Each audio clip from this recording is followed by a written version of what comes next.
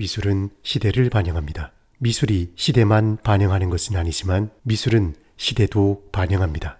그래서 때로는 미술을 시대를 비춰주는 거울이라고 부릅니다.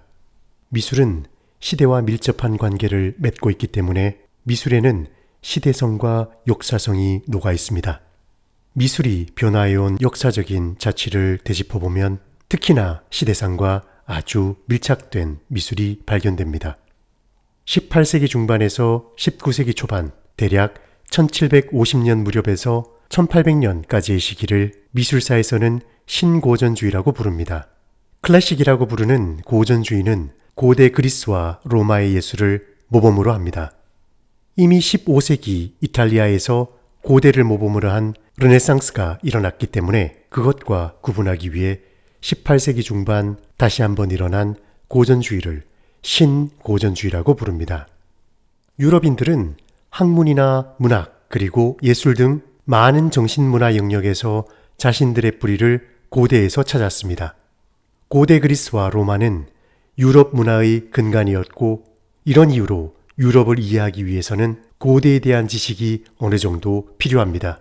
18세기에는 유럽인들을 흥분에 빠뜨린 사건이 일어났는데 79년 8월 24일 이탈리아 남부의 베수비오 화산이 폭발하면서 삼켜버린 고대 로마의 도시 폼페이와 헤라쿨라네움이 발굴되었습니다. 고고학적 발굴은 이제껏 책을 통해 간접적으로만 경험했던 고대 유적을 직접 볼 수 있는 굉장한 기회를 제공해 주었습니다. 유럽 각국의 귀족들은 발굴 현장을 방문하기 위해 열광적으로 이탈리아로의 먼 여행길에 올랐습니다. 이때 유행한 고대 유적지로의 여행을 그랜드 투어라고 부릅니다. 그랜드 투어에 올랐던 여행객들은 방문 현장에서 그곳의 풍경이 그려진 그림을 기념품으로 구매해 집으로 돌아갔습니다. 이것이 풍경화의 발달에 중요한 영향을 끼쳤습니다. 고대에 대한 증폭된 관심은 과도할 정도로 화려했던 바로크를 시들게 했습니다. 대신 독일의 미술사학자 요한 요아힌 빈켈만의 표현처럼 고귀한 단순함과 고요한 위대함을 지닌 고대 미술의 이상적인 아름다움을 재발견했습니다. 이상화된 균형과 조화로운 아름다움, 불필요한 장식과 과도한 감정 표현을 절제하면서 단순하고 고결한 내적 평온함과 존엄성을 추구한 신고전주의 양식이 나타났습니다. 신고전주의 미술을 대표하는 미술가는 프랑스의 자크 루이 다비드입니다. 다비드는 프랑스의 왕 루이 16세로부터 의뢰를 받아 1784년 로마에서 자신의 대표작 호라티우스 형제들의 맹세를 완성했습니다. 화가는 고대 로마의 역사가 리비우스에 져서 로마사에 기록된 이야기에서 작품의 주제를 찾았습니다. 기원전 7세기 로마는 이웃해 있는 도시국가 알바론가와 무력 충돌에 직면합니다. 두 국가는 막대한 피해가 불가피한 전쟁 대신 대표를 선발해 결투를 시킨 후 승자를 결정하자는데 합의를 했습니다. 로마는 호라티우스 가문의 삼형제를, 알바론가는 쿠리아티우스 가문의 삼형제를 결투에 내보내기로 합니다. 그런데 문제가 있었습니다. 호라티우스 가문의 딸 카밀라가 쿠리아티우스의 형제 중 한 사람과 약혼한 상태였기 때문입니다. 승리에 관계없이 이 결투는 두 가문 모두에게 비극적인 결말을 가져다 줄 것입니다. 결국 결투에서 승리한 것은 로마였습니다. 호라티우스 형제들 중 유일한 생존자가 집으로 돌아왔을 때 여동생 까밀라는 약혼자의 죽음을 슬퍼하며 로마의 승리를 기뻐하지 않았습니다. 이것을 국가에 대한 배신으로 여긴 그는 칼로 여동생을 무정하게 처단했습니다.